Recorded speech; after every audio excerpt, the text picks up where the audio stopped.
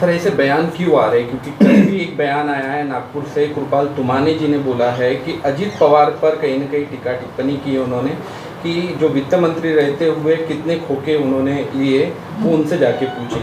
ऐसे बयान क्यों आ रहे हैं? उस बयानबाजी को क्या लगता है आपको कि ओबीसी का जो सम्मेलन हुआ उसकी कहीं ना कहीं इनमें ये है? ऐसे हाल ही में जो ओबीसी का सम्मेलन यहाँ पे दो दिन का जो ओबीसी का सम्मेलन हुआ, उसमें जो कई बातें जो सामने आई, उसमें से एक बात तो है कि ओबीसी को आरक्षण मिलना चाहिए, ओबीसी की जनगणना होना चाहिए।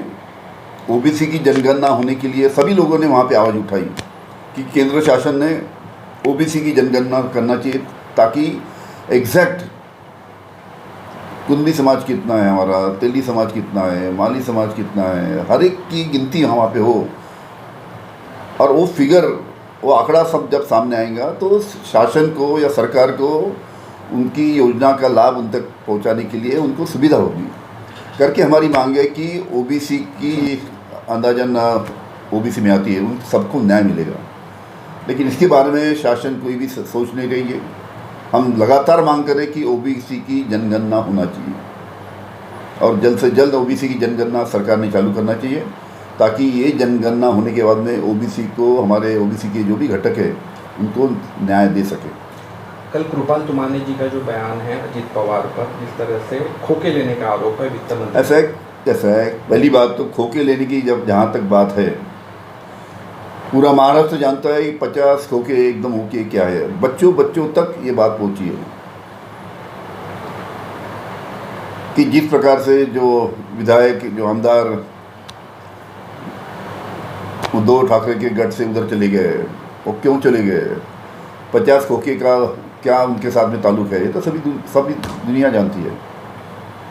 और इस बात का जब अजित पवार साहब ने जिक्र किया, तो कृपाल तुमाने जो यहाँ से रामटेक से हमारे खासदार हैं, उनको भी इस बात का इल्म है, उनको भी इस बात की जानकारी है कि 50 खोके एकदम ओके किसके बारे में कहा जाता है, इसमें कितनी सच्चाई है, ये उनको भी मालूम है।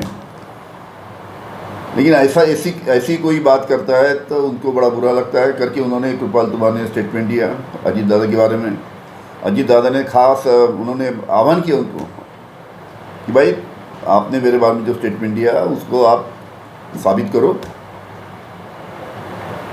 तो आह्वान को उन्होंने स्वीकार करना चाहिए, उनके पास कोई सबूत हो तो। हवा में तो कोई भी आरोप करता है, अपने ऊपर 50 खोके का आरोप हो गया करके अपने दूसरे के ऊपर झूठा आरोप करना, ये सरासर गलत है। तो चुनाव आ रहा है, उसको ही लेके ये सब बयानबाजी होती है, या हार के डर के कारण ये सब बयानबाजी हो रही है?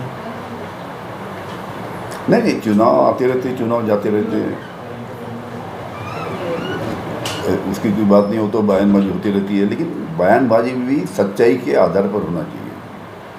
हवा में कुछ भी आरोप करके किसी के ऊपर आरोप लगाना, ये सरासर गलत है। हाँ, सच्ची बात है, उसका आपके पास कुछ उसका सबूत है तो आप ज़रूर आरोप कीजिए। सर, लोकसभा चुनाव को लेकर किस तरह से विदर्भ की रणनीति है एनसीपी की? कोई क्या कुछ बात हुई है बैठक में, या फिर किस तरह से रहने वाला है सीटों का बंटवारा देखते हुए? अभी 14 तारीख को मुंबई में बैठक है। जो भी विदर्भ से जो भी हम लोकसभा लड़ाते हैं, चाहे वो बुल्ढाना हो, चाहे अमरावती हो, चाहे गोंदिया भंडारा हो, जो भी हमें यहाँ पे लड़ाते हैं उसके बारे में वहाँ पे चर्चा होंगी। जो लास्ट टाइम हमने जो चुनाव लड़ा है वहाँ पे उसकी कोई बात नहीं हो तो बयानबाजी होती रहती है। लेकिन बयानबाजी भी सच्चाई के आधार पर होना चाहिए। हवा में कुछ भी आरोप करके किसी के ऊपर आरोप लगाना, ये सरासर गलत है। हाँ, सच्ची बात है, उसका आपके पास कुछ उसका सबूत है तो आप ज़रूर आरोप कीजिए। सर, लोकसभा चुनाव को लेकर किस तरह से विदर्भ की रणनीति है एनसीपी की? कोई क्या कुछ बात हुई है बैठक में, या फिर किस तरह से रहने वाला है सीटों का बंटवारा देखते हुए? अभी 14 तारीख को मुंबई में बैठक है। जो भी विदर्भ से जो भी हम लोकसभा लड़ाते हैं, चाहे वो बुल्ढाना हो, चाहे अमरावती हो, चाहे गोंदिया भंडारा हो, जो भी हमें यहाँ पे लड़ाते हैं उसके बारे में वहाँ पे चर्चा होंगी। जो लास्ट टाइम हमने जो चुनाव लड़ा है वहाँ पे कौन से उम्मीदवार देना, या जो लास्ट टाइम जिसने चुनाव लड़ा उसको चेंज करके दूसरा उम्मीदवार देना, या जो जहाँ से हमने लोकसभा लास्ट ईयर लड़ाई थी उसको एक्सचेंज करना, हमारे जो सहयोगी जो पार्टी उनके साथ में है, इसके बारे में सभी चर्चा होंगी। उसी प्रकार राष्ट्रवादी जिस प्रकार से पूरी जानकारी ले रही है लोकसभा के बारे में, उसी प्रकार कांग्रेस भी ले रही है, उसी प्रकार शिवसेना भी ले रही है। और जब इकट्ठा तीनों पार्टी के नेता बैठेंगे उसके बारे में आपस में चर्चा करके उसके बारे में निर्णय लेंगे। Thank you.